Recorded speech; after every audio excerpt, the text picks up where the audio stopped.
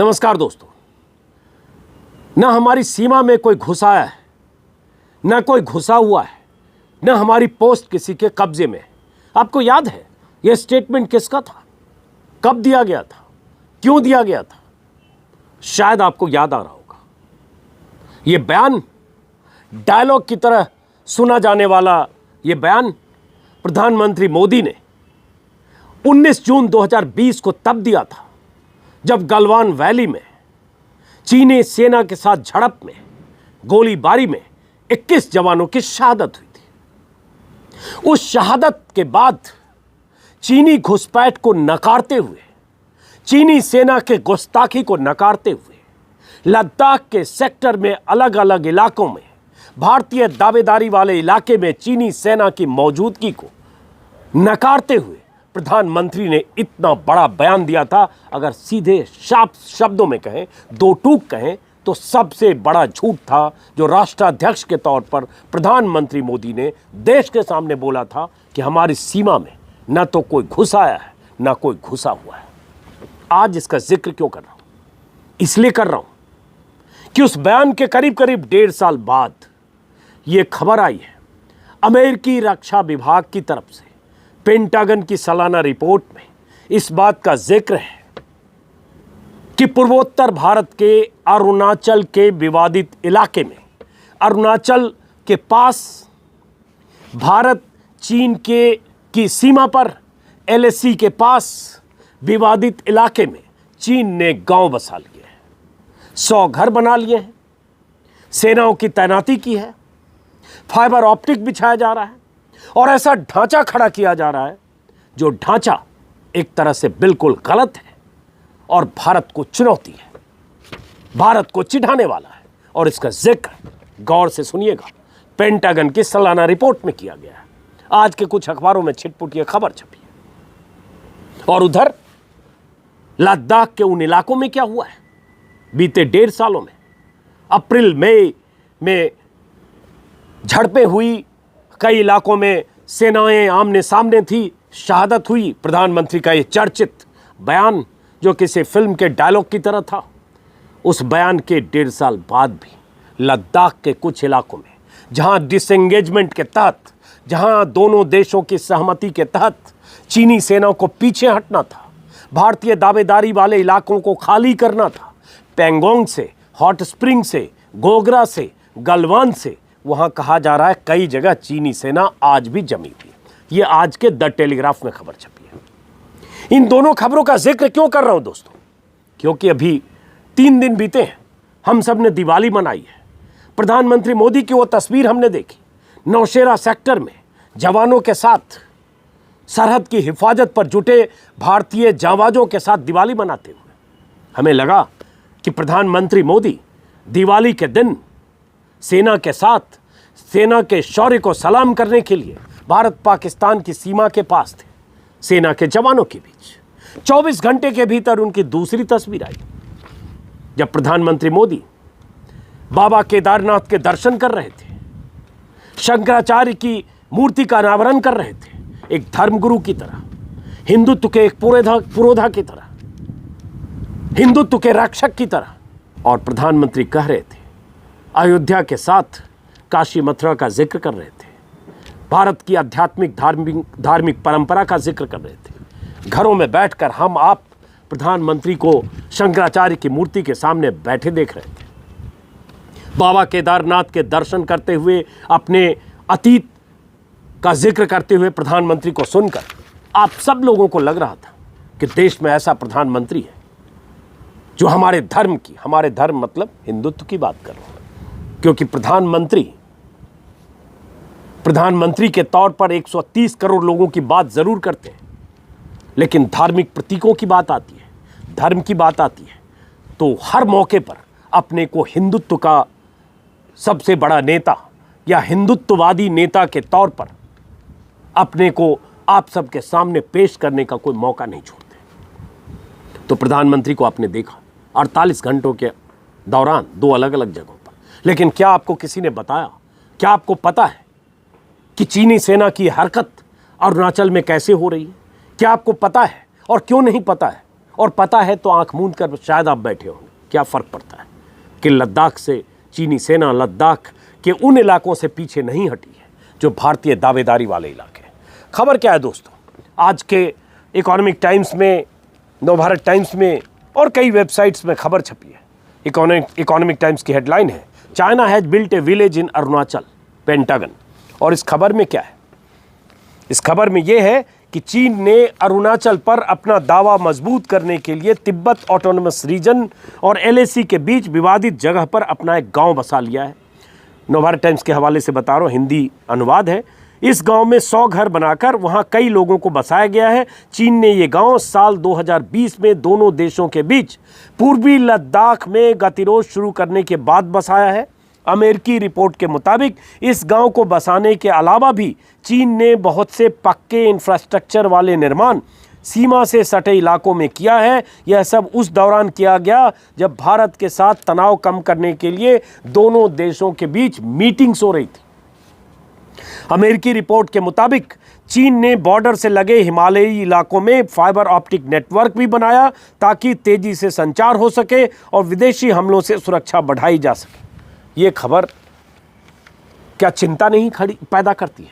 एक नागरिक के तौर पर, देशवासी के तौर पर और राष्ट्रप्रेमी के तौर पर लगता नहीं कि चीन की इतनी गुस्ताखी कि अरुणाचल के उन विवादित इलाकों पर गांव बसा ले, लद्दाख के उन इलाकों पर कब्जा करके बैठा रहे, 1.5 साल बाद भी पीछे ना हटे।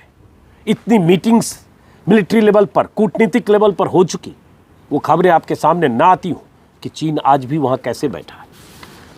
अरुणाचल में जो जानकारी है उसके मुताबिक, पेंटागन की इस रिपोर्ट के मुताबिक, भारत और चीन के बीच बॉर्डर इशू सुलझाने को लेकर हुई बातचीत में बहुत मामूली प्रोग्रेस हुई है। द इकोनॉमिक टाइम्स के हवाले से खबर बता रहा हूं, हिंदी तर्जुमा। इस रिपोर्ट में मई 2020 में गलवान घाटी की झड़प, स्टैंड ऑफ का जिक्र है जिसमें 21 भारतीय जवानों की शहादत हुई थी। चीन की तरफ से भारत के नियंत्रण वाले इलाके में चीनी घुसपैठ और ढांचे खड़े किए जाने के बाद दोनों देशों की सेनाओं के बीच कई जगहों पर तनातनी का भी जिक्र है। पेंटागन की रिपोर्ट का जिक्र है की बात कर रहा हूं। और साथ में यह भी कि बॉर्डर पर तनाव कम करने के लिए डिप्लोमेटिक और मिलिट्री टॉक्स के बावजूद चीन की तरफ से, गौर से सुनिएगा, मिलिट्री टॉक्स के बावजूद चीन की तरफ से इंक्रीमेंटल और टैक्टिकल एक्शन किया जा रहा है ताकि एलएसी के आसपास के इलाकों पर अपनी दावेदारी मजबूत कर सके। इंक्रीमेंटल और टैक्टिकल एक्शन, लद्दाख से लेकर अरुणाचल तक। प्रधानमंत्री मौन, क्या यह देश को जानना नहीं चाहिए? प्रधानमंत्री नौशेरा सेक्टर गए, अच्छी बात है। दिवाली में जवानों के बीच गए, अच्छी बात है। हौसला अफजाई के लिए उन जांबाजों के बीच गए, अच्छी बात है। लेकिन जानो तो उन्हें अरुणाचल चाहिए था, जानो तो उन्हें लद्दाख चाहिए था जहां स्टैंड ऑफ फेस ऑफ की स्थिति आज भी है। जाना तो उन इलाकों में चाहिए था जहां से कुछ 100 मीटर दूर चीनी सेना बैठी है, 1.5 साल हो गए। चेतावनी तो वहां जाकर देनी चाहिए थी। लेकिन इस खबर को, चीन की इस हिमाकत को, चीन की इस भारतीय जमीन पर भारतीय दावेदारी वाले इलाकों में चीन की घुसपैठ को दबाया और छिपाया जा रहा है। इसी में कहा गया 2020 में ये गांव बसाया गया और आज अगर देखें तो करीब करीब 1.5 साल हुए। और उसी दौरान हुआ जब लद्दाख में चीनी सेना से झड़प के बाद, शहादत के बाद लगातार मीटिंग्स चल रही थी। एक खबर द टेलीग्राफ में भी आज है। द टेलीग्राफ की खबर के मुताबिक, हेडलाइंस में यह स्क्रीन पर लगा रहा हूं, इस खबर के मुताबिक, हेडलाइन आप टेलीग्राफ की देख रहे हैं, एलएसी पर बनाए गए बफर जोन को लेकर सेना के कई पूर्व अधिकारियों ने सवाल उठाए।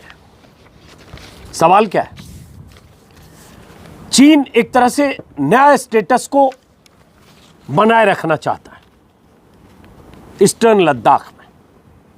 इससे अंदाजा लगता है कि चीन अप्रैल 2020 की से पहले की स्थिति बहाल करने को तैयार नहीं। अप्रैल 2020 मतलब अप्रैल में का वो टकराव, गलवान वैली में शहादत, चीनी सेना के कितने लोग मरे उसको लेकर अभी भी नंबर्स सामने नहीं है अधिकृत तौर पर। और अगर मरे भी, कितने भी मरे, चीन छुपाने में महारत हासिल रखता है। इसी में खबर है, भारत और चीन कई ऐसे फ्रिक्शन पॉइंट से पीछे हटने को तैयार हो गए थे। द टेलीग्राफ के हवाले से दोनों को बराबर दूरी पर पीछे हटना था। भारत तो ज्यादातर जगहों से पीछे हट गया, लेकिन चीन भारतीय दावेदारी वाले कई इलाकों से पीछे हटने को तैयार नहीं। यह द टेलीग्राफ में खबर है। बातचीत हुई, डिसएंगेजमेंट पर सहमति हुई, भारत पीछे हटा, बीच में बफर जोन बना, बफर जोन को खाली रखना था। ये एक प्लान डिसएंगेजमेंट का था, चीन टिका रह गया। इसी में खबर है, बफर जोन टेम्पररी तौर पर बने थे और डिसएंगेजमेंट प्लान के तहत तय हुआ था कि दोनों देशों के बीच बफर जोन छोड़कर दोनों देशों की सेनाएं पीछे हटेगी। एक लेफ्टिनेंट जनरल के हवाले से, रिटायर्ड लेफ्टिनेंट जनरल के हवाले से टेलीग्राफ ने छापा है कि चीन पीछे हटने और अप्रैल 2020 की स्थिति को बहाल करने को तैयार नहीं। और हम वो लाल आंखें, वो 56 इंच का सीना, वो हमारे प्रधानमंत्री के शौर्य और उनके ललकार के सामने दुश्मनों का भाग जाना, दुश्मनों के का कांपना, थर-थर कांपना। लेकिन यह दुश्मन तो आंखें दिखाकर खुद बैठा है। प्रधानमंत्री की लाल आंखों का असर क्यों नहीं हो रहा है? क्यों नहीं प्रधानमंत्री अरुणाचल में जाकर लाल आंख दिखाते हैं? क्यों नहीं प्रधानमंत्री लद्दाख में जाकर ऐसी लाल आंख दिखाएं कि चीनी वहां से दुम दबाकर भागे? कहना एक बात है, होना दूसरी बात है। घर में बैठकर आप भक्ति में लीन रहे, ऐसी जो खबरें बताए, सुनाए, दिखाए, उसे देशद्रोही कहे। मैं जानता हूं इस वीडियो में भी आप वही करेंगे, क्योंकि आपका मन यह कबूल करने को तैयार नहीं होगा कि चीन भारतीय दावेदारी वाले इलाके में बैठा है, जहां भारत सेना पेट्रोलिंग करती रही। चीन अरुणाचल के विवादित इलाकों में गांव बसा रहा है, इंफ्रास्ट्रक्चर बना रहा है, सेना की तैनाती कर रहा है। आप ये कबूल नहीं करना चाहेंगे, और नहीं करना चाहेंगे इसलिए जो ये सच बताएगा उसे ही देशद्रोही कहेंगे। ये इस वीडियो के कमेंट बॉक्स में भी आप जैसे लोग कुछ आ सकते हैं, लेकिन इससे भला नहीं होगा। सवाल आपको पूछना होगा सरकार से और प्रधानमंत्री मोदी से कि ये देश को क्यों नहीं पता चलना चाहिए कि क्या चीन अप्रैल 2020 के पहले की स्थिति बहाल करने को तैयार था? अगर तो हुआ क्या? 1.5 साल बाद भी वो स्थिति क्यों नहीं बहाल है? प्रधानमंत्री मोदी 2014 से देश के मुखिया हैं। 2014 से 7.5 साल हो गए। साबरमती में शी जिनपिंग को झूले झुलाए, चीन से दोस्ती के नए आयाम गढ़े, खुद चीन गए, चीन के राष्ट्राध्यक्ष यहां आए, सब कुछ हुआ। लेकिन उसके बाद भी चीन की हिम्मत कि लाल आंख प्रधानमंत्री को दिखाना चाहिए, लाल आंख चीन दिखा रहा है और घुसकर बैठा हुआ है कहीं, जिसे हम कह सकते हैं विवादित इलाका है, कहकर हम पिंड छुड़ा सकते हैं भक्त लोग। मोदी समर्थक, प्रधानमंत्री समर्थक, आंख मूंद कर सरकार की हर सही गलत का समर्थन करने वाले लोग। लेकिन भारतीय दावेदारी वाले इलाके का मतलब होता है कि भारत का दावा था। अब जो एक जानकारी द टेलीग्राफ ने छापी है, गलवान वैली में 3 किलोमीटर चौड़ा बफर जोन बनना था, यह सहमति हुई थी। बफर जोन मतलब दोनों सेनाएं 3 किलोमीटर के बफर जोन को छोड़कर पीछे हटेगी। ये डिसएंगेजमेंट के लिए तय हुआ था मिलिट्री टॉक्स और डिप्लोमेटिक टॉक्स में। पेंगोंग लेक के इलाके में 10 किलोमीटर का बफर जोन, गोगरा इलाके में 3.5 किलोमीटर का बफर जोन बनाने पर बात हुई थी, सहमति हुई थी, ऐसा कहा गया। जिसमें अब कहा जा रहा है कि भारतीय सेना तो कई जगह पीछे हटी, चीन नहीं हटा। हॉट स्प्रिंग और डेप्सोंग इलाके में चीन भारतीय दावेदारी वाले इलाके में 18 किलोमीटर तक भीतर घुसा हुआ है। यह भी द टेलीग्राफ ने छापा है। अब ये सारे अखबार देशद्रोही हो सकते हैं, पेंटागन तो अमेरिका का है ही, लेकिन सच से मुंह छिपाने से क्या काम चलेगा? क्यों नहीं देश को पता चलना चाहिए और देश को ये जानकारी कॉन्फिडेंस में लिया जाना चाहिए कि क्या स्थिति है। ये सवाल बीते साल जून में भी पूछा गया, ये मई में भी पूछा गया, उसके बाद भी पूछा जाता रहा। लेकिन प्रधानमंत्री का वो चर्चित बयान कि ना कोई घुसा है ना कोई घुसा है, उस बयान से सिर्फ तसल्ली करके अगर हम मान लें कि कोई घुसा नहीं है, कोई घुस नहीं आया, किसी ने हमारी पोस्ट पर कब्जा नहीं किया, तो हम चैन से चादर तान कर सो सकते हैं और खुश हो सकते हैं कि प्रधानमंत्री केदारनाथ गए, प्रधानमंत्री ने केदारनाथ के लिए 400 करोड़ की योजनाएं स्वीकृत कर दी, अयोध्या में राम मंदिर बन रहा है, कल को काशी मथुरा का भी जिक्र होगा। इस पर खुश होने कि गुरुग्राम में नमाज पढ़ने वाले कुछ मुसलमानों को नमाज पढ़ने से रोक दिया गया। कुछ हिंदू कट्टरपंथी हिंदू संगठनों ने जाकर वहाँ पूजा अर्चना कर दी कि नमाज यहाँ नहीं पढ़ा जाएगा, यहाँ पूजा होगी, गोवर्धन पूजा, और उसमें कपिल मिश्रा जैसे चैंपियन भी पहुँच गए। आप खुश होइए, आप खुश होइए कि अल्पसंख्यकों को डरा कर, उन्हें उनके धार्मिक अधिकारों के इजहार करने से डरा कर, अपने धार्मिक प्रतीकों को, उनकी धार्मिक भावनाओं के बरक्स ज़्यादा मजबूती से बुलंद करके आप एक माहौल बना सकते हैं डर का, नफरत का, बहुसंख्यक आबादी के बुलंद होने का। इस दम पर योगी, मोदी और शाह की सत्ता है। लेकिन सवाल कौन पूछेगा? पत्रकार जो सवाल पूछते हैं देश विरोधी है। अल्पसंख्यक अगर कोई सवाल पूछेगा, मुसलमान सवाल पूछेगा, वो पाकिस्तानी है, वो जिन्ना के औलादे हैं, वो देश के दुश्मन हैं, उन्हें तो पाकिस्तान भेज देना चाहिए।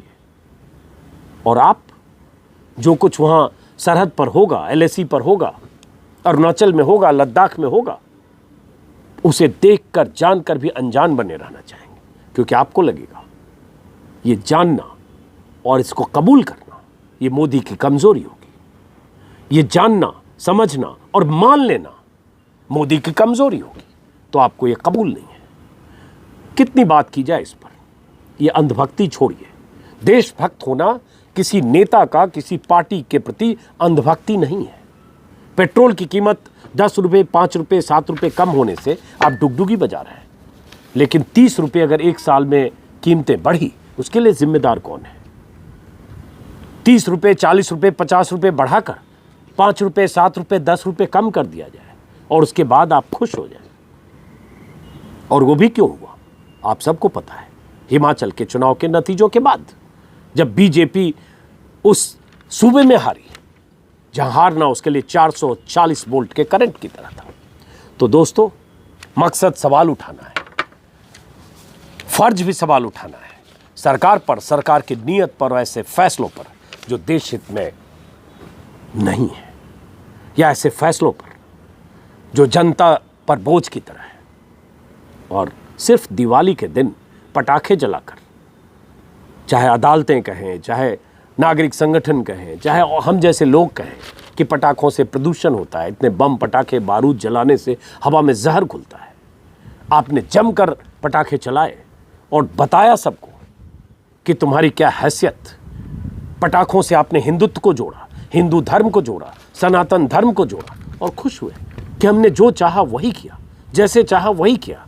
भले हवा में जहर है, अखबारों की हेडलाइन दिल्ली और आसपास के हवा में इतना जहर घुल चुका है कि निकलना मुश्किल है, धुआं धुआं है। लेकिन आपको लग सकता है आपने सनातन धर्म की हिफाजत की है। आपको लग सकता है पटाखे जलाकर, हवा में बारूद घोलकर आपने वो किया जो आप करना चाहते थे। और इसलिए जो भी इस पर नसीहत दे रहा है वो भी आपकी गालियों का शिकार हो रहा है। सोचिएगा जरा, कैसी दुनिया, कैसा देश, कैसा मुल्क बना रहे हो। फिलहाल इस वीडियो को दोस्तों खत्म करते हैं। यूपी चुनाव की यात्रा थोड़े दिन के लिए स्थगित हुई थी, दिवाली भी था, एक छोटा सा दफ्तर भी मैंने बनाया जो मेरे बैकड्रॉप में आपको देख रहा होगा। लेकिन ये सिलसिला परसों से 2 दिन बाद से फिर शुरू होगा। आपसे हमारी मुलाकात होती रहेगी। आप चाहते हैं आपके इलाके में आऊँ तो आप मुझे मेल कर सकते हैं ajitanjum2022@gmail.com। अपने इलाके की समस्याएं, मुश्किलें लिखें, अपना नंबर ज़रूर दें, मुलाकात होगी। और अगर आपने मेरे YouTube चैनल को सब्सक्राइब नहीं किया है तो सब्सक्राइब ज़रूर करें ताकि ज़्यादा से ज़्यादा लोगों तक मेरी बात पहुँचे।